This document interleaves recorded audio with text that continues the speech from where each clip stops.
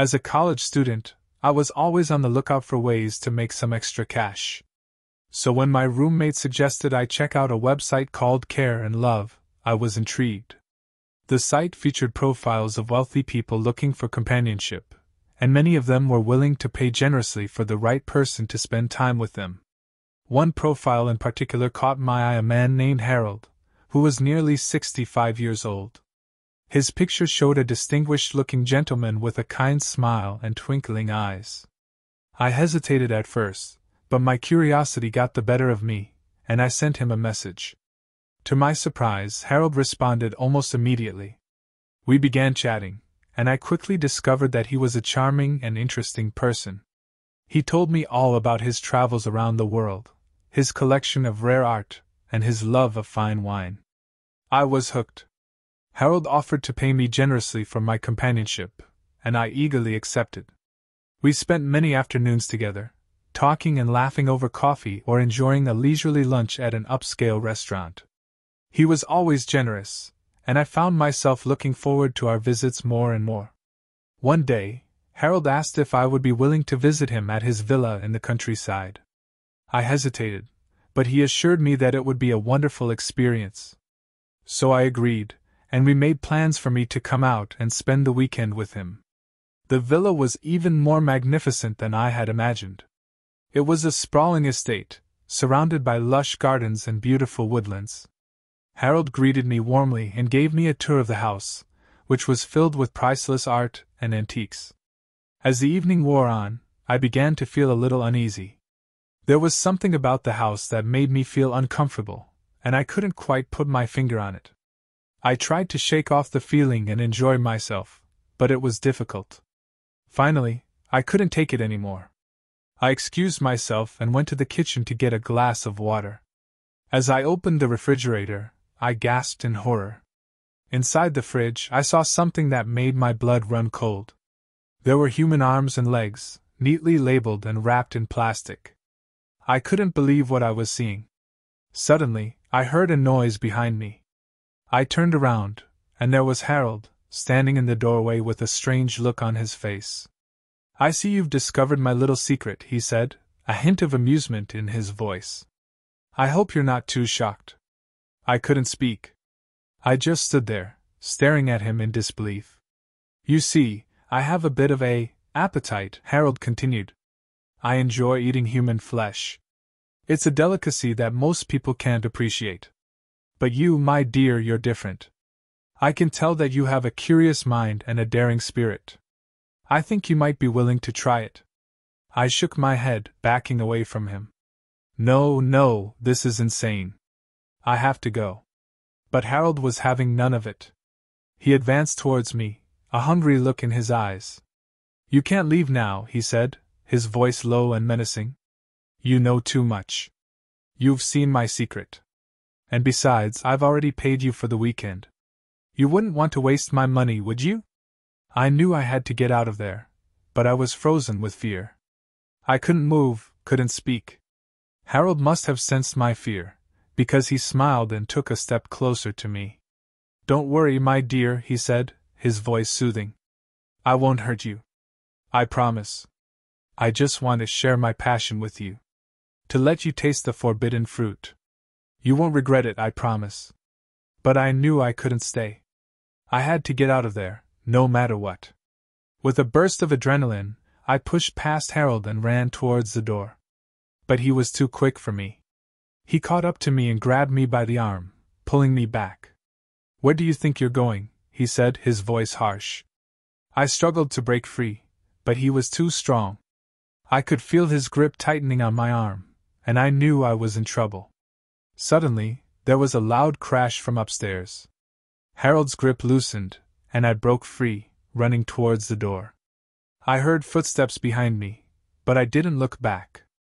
I just kept running, as fast as I could. When I got outside, I kept running, not stopping until I reached the main road. I flagged down a passing car and begged the driver to take me to the nearest police station. The police were skeptical at first, but when they saw the bruises on my arm and heard my story, they knew I was telling the truth. They went to Harold's villa and arrested him, finding evidence of his cannibalistic habits. I never thought I would be a victim of something so horrifying. But I learned a valuable lesson that night to trust my instincts and be careful about the company I keep. As I walked out of the police station, I couldn't help but shiver. The night air was cold, and the shadows seemed to dance around me. I knew I would never forget what had happened, but I also knew that I would never let my guard down again. The memory of that night haunted me for years to come. I would have nightmares, reliving the terror and the horror of that night. I would wake up in a cold sweat, my heart racing, the images of human flesh and Harold's twisted smile burned into my brain. I sought help, talking to therapists, and trying to make sense of what had happened. But nothing could erase the memories of that night, the sounds of footsteps behind me and the feel of Harold's grip on my arm. I tried to move on with my life, but it was never the same. I was always looking over my shoulder, always expecting the worst. I became paranoid, nervous, and anxious. Years passed, and I thought I had finally put it behind me. I had a successful career, a loving family, and a supportive group of friends. But then, one day, I got a message. It was from Harold. He had escaped from prison, and he was looking for me. I felt my blood run cold as I read the message. I knew I had to do something, but I didn't know what. I contacted the police, but they said there was little they could do. For days I waited, wondering if Harold would find me. I was paralyzed with fear, unable to do anything but wait. And then, one night, I heard a noise. Footsteps. Coming up the stairs.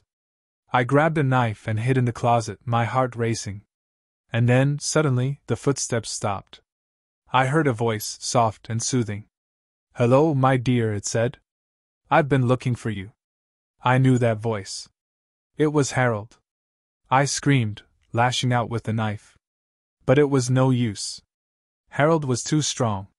He overpowered me, and I felt him pull me out of the closet. I struggled, but it was no use. He was going to kill me. But then, suddenly, there was a loud noise. Harold's grip loosened, and I pushed him away, running towards the door.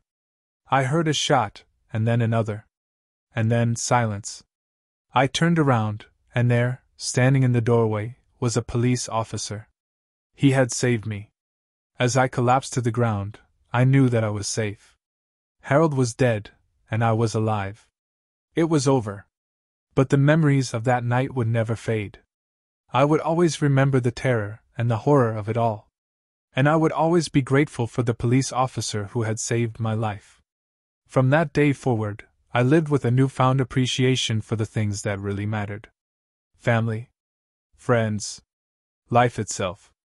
I never forgot the lesson I had learned that fateful night. To trust my instincts. And to be careful about the company I keep.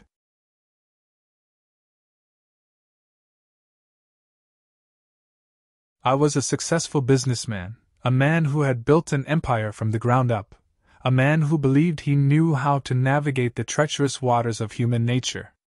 Yet Sarah had blindsided me, exposed the raw vulnerability beneath my polished armor. In the twilight of my career, I'd sought comfort in a younger woman's company, a harmless indulgence, I'd thought. But Sarah wasn't harmless. She was a predator in sheep's clothing, and I, a naive lamb, had been her prey. Our meeting had been a chance encounter, a serendipitous collision at a charity gala. She was radiant, a vision in a vintage dress, her eyes sparkling with a youthful mischief that captivated me. Her name was Sarah, or so I'd believed, and she was a struggling artist, her paintings a kaleidoscope of vibrant colors and poignant narratives. I, the jaded businessman, was drawn to her raw talent, her unadulterated passion. We started with casual dinners, conversations that flowed effortlessly, her stories enthralling, her laughter like a cascade of music.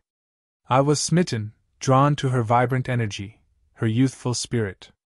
A part of me, the part that had grown weary of the monotonous routine of my life, yearned to be swept away by her whirlwind of passion. It didn't take long for the lines to blur. I started showering her with gifts, designer clothing, expensive art supplies, and a luxurious apartment in the city's most prestigious neighborhood. My wife, Grace, had passed away a year ago, leaving a gaping hole in my life. Sarah filled that void, her presence a soothing balm to the ache in my heart. She was attentive, showering me with affection, her touch a sweet melody that resonated deep within me. I reveled in the newfound companionship, the intoxicating thrill of her attention. But with time, the cracks in Sarah's facade began to appear. The initial charm, the innocent vulnerability, began to morph into a demanding insistence. Her needs escalated, her requests growing bolder, her demands more frequent. It started with subtle insinuations, veiled complaints about the inadequacy of my gifts. Then came the outright requests, demands for designer handbags, lavish jewelry, exotic vacations, all veiled in a facade of helplessness and need. I, blinded by my own infatuation, complied, unaware of the trap I was ensnaring myself in. One evening, during one of our private dinners, a dinner where she made it known that a certain restaurant was her absolute favorite, even though I'd seen her dining in a more modest eatery just a week before, I noticed a discrepancy in her story. A detail, seemingly insignificant, yet it triggered a chain reaction in my mind, unraveling the carefully crafted narrative she had spun around me. I questioned her, my voice trembling with a mixture of anger and betrayal. The facade crumbled, revealing the cunning intelligence she had hidden beneath her winsome smile. She was not Sarah, the struggling artist. She was a chameleon, a master of disguise, capable of morphing into any persona to suit her needs. She had multiple identities, each carefully crafted, each with a fabricated backstory, each designed to exploit the vulnerabilities of men like me. The truth, when it finally emerged, was sickening. The stories of her hardship, her dead parents, the sick younger sister she needed to support, were all meticulously constructed lies.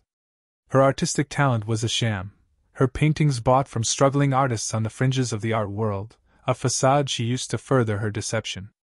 I was not the first, she admitted, her voice devoid of remorse, her eyes cold and calculating. I was just the latest in a long line of gullible men she had manipulated, siphoned off, discarded once she had exhausted their resources. My world shattered. The woman I had loved, the woman I had trusted, was a heartless predator, a master manipulator who had used my kindness, my wealth, for her own selfish gain. "You're just a foolish old man," she spat, her voice dripping with venomous disdain. "You should have known better than to fall for a girl like me." I confronted her, my voice choked with fury, demanding an explanation for her deceit. It was then that she revealed a terrifying truth, a truth that chilled me to the bone. She wasn't just a manipulative con artist. She was a creature of darkness, a predator with a heart filled with ice and a mind capable of unspeakable cruelty. "You think you can just walk away?" she hissed, her eyes glinting with a malevolent light. "You can't escape me, old man. Not so easily." The threats began subtle. A sudden burst of tires on my drive home, a cryptic message scrawled on my door, "You shouldn't have tried to play God." She was a master of psychological warfare, using my fear, my vulnerability, as weapons against me. One evening, I walked into my study to find a single, bloody rose lying on my desk. Its crimson petals were stained with a viscous liquid that sent shivers down my spine. It was a chilling message, a prelude to the terror that was to come. The next day, I received a package, a simple white box, with no return address. Inside, nestled amidst a bed of velvet, was a human finger, the nail polished a bright crimson, the same color as the rose I had found in my study. My blood ran cold. This wasn't a game anymore, this was a threat, a chilling glimpse into the abyss she was willing to plunge me into. I contacted the police, but they dismissed my claims, chalking up the incidents to a series of pranks.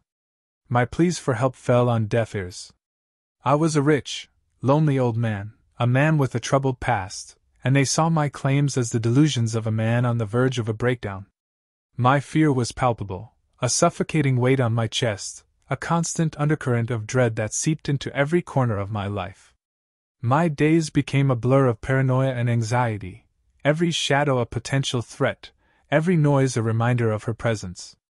The phone calls started, each one a whispered threat, a chilling reminder that she was always watching, always waiting. She knew my routine, my vulnerabilities, my deepest fears. She played a macabre game, pushing me further into the depths of despair, savoring my fear, relishing in my helplessness. One night, I woke with a start. The air was thick with an oppressive silence, the only sound the frantic thumping of my heart in my ears. I was paralyzed by fear, my body frozen in the grip of terror.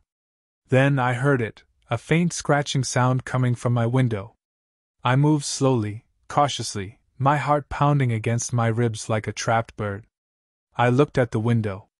It was slightly ajar, the curtains pulled back so I could see a pair of eyes, two glittering pools of obsidian darkness staring back at me. I froze, unable to move, unable to breathe. The eyes held an unsettling intensity, an unblinking gaze that seemed to pierce through my very soul. I knew instinctively that it was Sarah, that she was there, outside my window, watching me, waiting. Then I saw it. A glint of metal, reflected in the moonlight. A knife. It was then that I truly realized the extent of my predicament, the terrifying reality of my situation. I was trapped in a game with a predator who played for keeps, a creature who would stop at nothing to exact her revenge. I screamed, a primal cry of terror, a desperate plea for help. But my voice was lost in the night, swallowed by the vast indifference of the world. I was alone, facing my own personal nightmare, a living, breathing embodiment of the darkness that lurked within the human heart. I stumbled back, my body trembling uncontrollably, my mind racing in a desperate attempt to make sense of the chaos. But reality was a twisted, grotesque mirror, reflecting back at me the horrifying truth of my situation. The scratching on the window grew louder, the sound of a predator closing in on its prey. I could hear the rustle of fabric as she moved closer, her presence a palpable force, an embodiment of raw, unadulterated evil. I had nowhere to run, nowhere to hide. The monster I had unwittingly created was now at my door, ready to claim her prize. My life, once filled with purpose and meaning, now seemed like a distant memory, a faded photograph in a forgotten album. I was a man broken, my spirit crushed beneath the weight of terror, my heart a shattered vessel bleeding out the remnants of my hope. The scratching stopped. Then, the sound of something heavy hitting the floor. The glass of my window shattered, a jagged crack that spread outwards like a web of fear. I closed my eyes, bracing myself for the inevitable. But the expected pain never came. I opened my eyes, the world blurry, my vision clouded by a haze of fear. I saw her, Sarah, standing in the moonlight, her face contorted in a terrifying grimace, her eyes burning with a malevolent light. But she wasn't holding the knife anymore.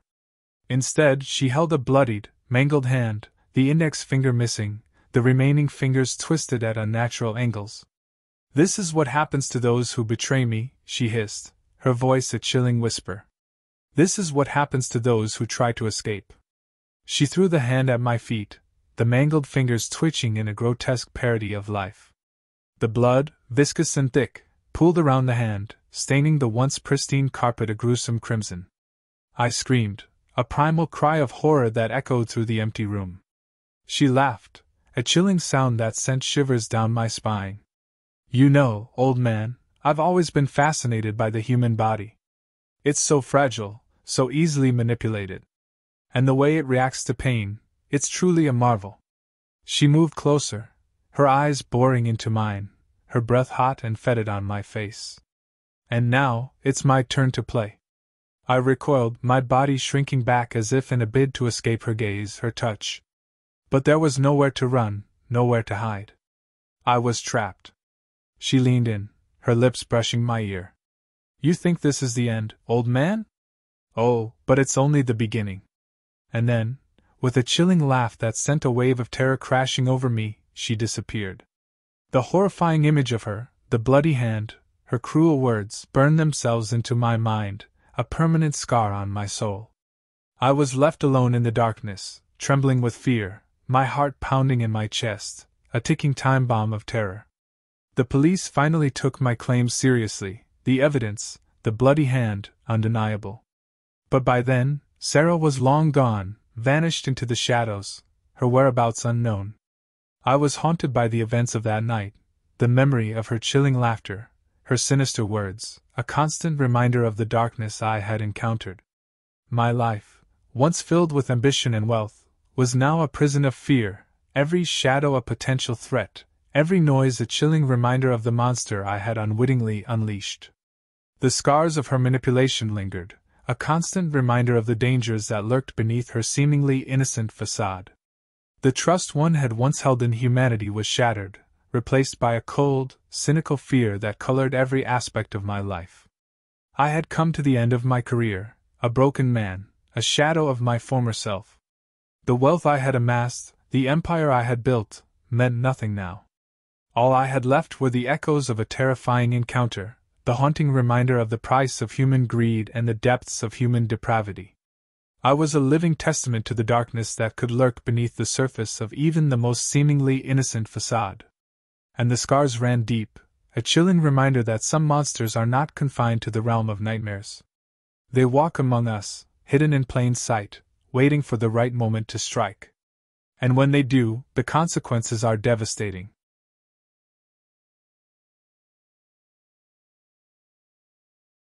I first met him at a dimly lit cocktail bar in the city. He was older, with a distinguished air about him, and he bought me drink after drink, regaling me with stories of his travels and successes. I was young, naive, and flattered by the attention of someone so seemingly successful and worldly. It wasn't long before I agreed to be his sugar baby, enjoying the lavish gifts and experiences he provided in exchange for my company.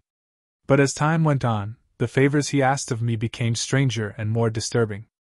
At first, it was small things, like wearing certain outfits or attending events with him. But soon, he began to ask me to participate in his twisted fetishes and fantasies, things that made my skin crawl and my stomach turn. One night, he took me to an abandoned warehouse on the outskirts of town. I could see the fear and excitement in his eyes as he led me inside. The place was damp and reeked of decay, with shadows lurking in every corner.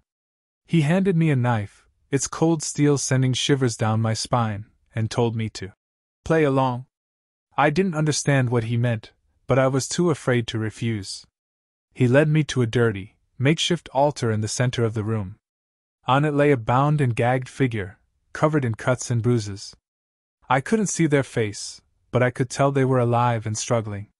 My heart raced as I realized what he wanted me to do. "Please don't make me do this," I begged, tears streaming down my face. But he just laughed, a cruel, hollow sound that echoed through the empty space. He grabbed my hand, forcing the knife into my grip. "Do it or I'll kill you too," he snarled, his eyes wild with lust and madness. I screamed and struggled, but he was too strong. With a sickening crack, the knife plunged into the figure's chest, again and again, until they were still and lifeless. I vomited and sobbed, but he just stood there, grinning. "Good girl," he said, stroking my hair with a chilling gentleness. "You're a natural." I couldn't believe what had just happened. I had been coerced into taking a life, all for the twisted pleasure of my sugar daddy. I knew I had to get out of there, but I was too afraid of what he might do to me if I tried to leave. For days I was trapped in his luxurious apartment, forced to participate in his depraved acts. I was his plaything, his puppet, and I couldn't escape. Each day was a new nightmare, a new horror to endure. But one night I saw my chance. He had passed out from exhaustion, and I snuck out of the apartment, leaving behind all of the gifts and luxuries he had given me. I ran as fast and as far as I could, not stopping until I reached the police station. I told the officers everything, from the first night I met him to the gruesome murder I had been forced to commit. They were shocked and horrified, but they believed me. He was arrested and charged with numerous crimes, including murder and coercion. I testified against him in court, reliving the nightmare over and over again. But in the end, justice was served. I still have nightmares about that night in the warehouse, and I know I will never be able to forget the things I was forced to do. But I am grateful to be alive, and I vow to never let myself be manipulated and controlled again. As I sit here, typing these words, I can still feel the cold steel of the knife in my hand, and the warm blood on my skin. The memories may never fade, but I will continue to heal and move on, one day at a time.